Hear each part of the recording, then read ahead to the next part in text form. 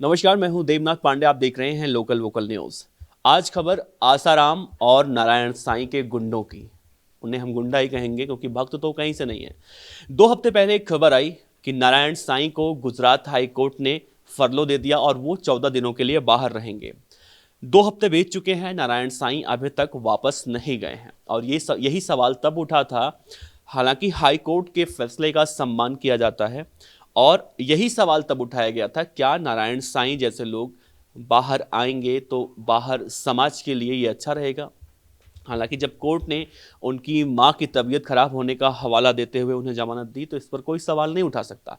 लेकिन जो सवाल है, क्या 2 हफ्ते गुजर जाने के बाद नारायण साईं वापस जाएंगे जेल में, अपने आप को सरेंडर करेंगे, समर्पित करेंगे जेल को।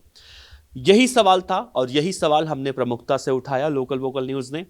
लेकिन आसाराम के जो गुंडे हैं, उनके जो समर्थक हैं, एक बड़ी टीम है, बड़ी फौज है गुंडों की, वो लगातार सोशल मीडिया पर लोकल वोकल न्यूज को धमकी देते हुए दिखाई दे रहे हैं।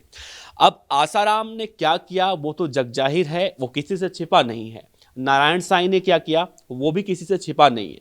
आप नारायण साईं का सुनिए। नारायण साईं जब वापस आए तो माँ को देखें, माँ से मिलें कि नहीं मिले, ये तो आज तक मालूम नहीं चला। सोशल मीडिया पर इसकी कोई चर्चा भी नहीं हुई। हालांकि वो माँ का हवाला देकर ही बाहर आए थे कि माँ की तबीयत बहुत ज़्यादा खराब है और इसीलिए मुझे जमानत चाहिए। लेकिन नारायण साईं बाहर आने के बाद मां से मिले कि नहीं मिले, वही सवाल मैं फिर से कर रहा हूं, ये नहीं पता। लेकिन आके वापस अपने उसी धंधे में जरूर लग गए।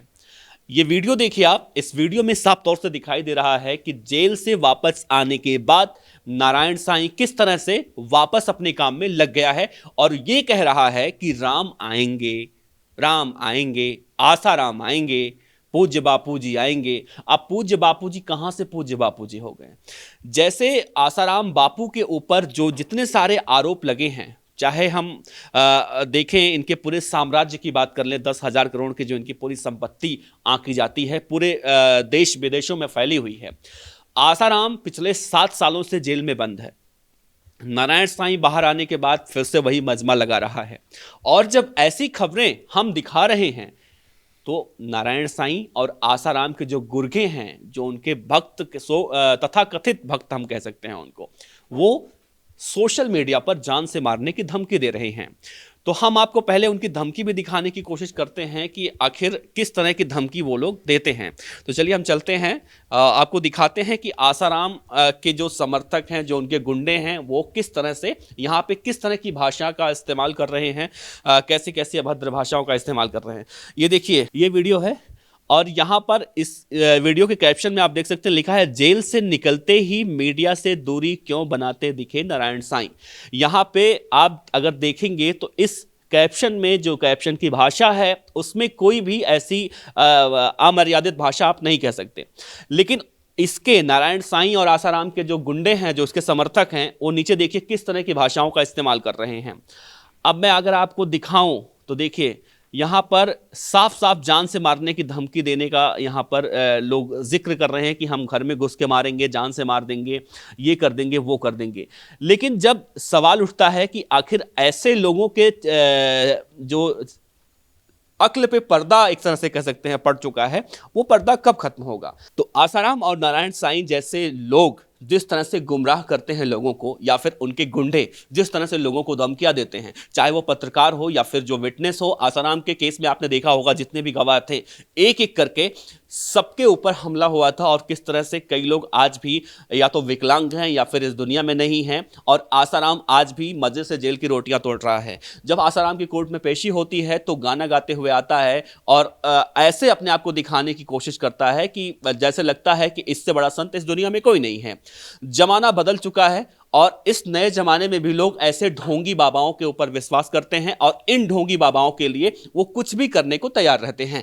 तो साफ तौर से नारायण साईं के ऊपर अगर हम बात करें, नारायण साईं जब से बाहर आया है तब से अपने उसी कुकर्मों में फिर से लग गया है।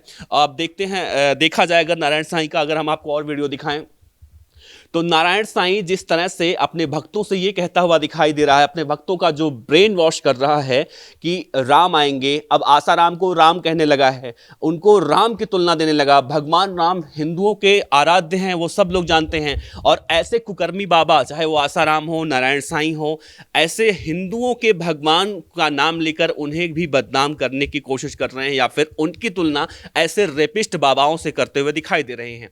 लेकिन जिस तरह से, अब अंदाजा लगाइए आप, आसाराम के जो भक्त हैं वो जिस तरह से जिस भाषा का इस्तेमाल कर रहे हैं, जिस तरह की अभद्र भाषा का इस्तेमाल कर रहे हैं, गाली दे रहे हैं, यहाँ पर सोशल मीडिया पर गाली दे रहे हैं, तो आप अंदाजा लगाइए, जब भक्त ऐसे हैं, तथाकथित भक्त जब ऐसे हैं, गुंडे ऐसे हैं, तो उनका जो सरगना है आसाराम या फिर नारायण साईं, वो कितना बड़ा अपराधी होगा, या फिर वो कैसा बाबा होगा, आप अंदाजा लगाइए।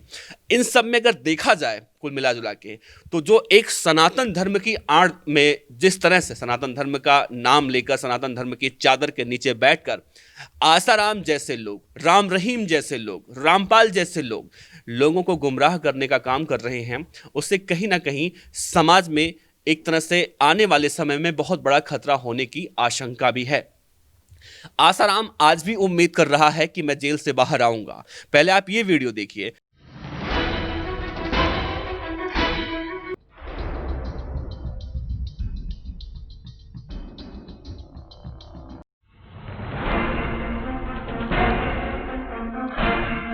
इस वीडियो में आपको दिखेगा कि आसाराम एक बेड पर बैठा हुआ है और आसाराम के सामने एक महिला बैठी है। उस महिला का चेहरा हम आपको नहीं दिखा सकते।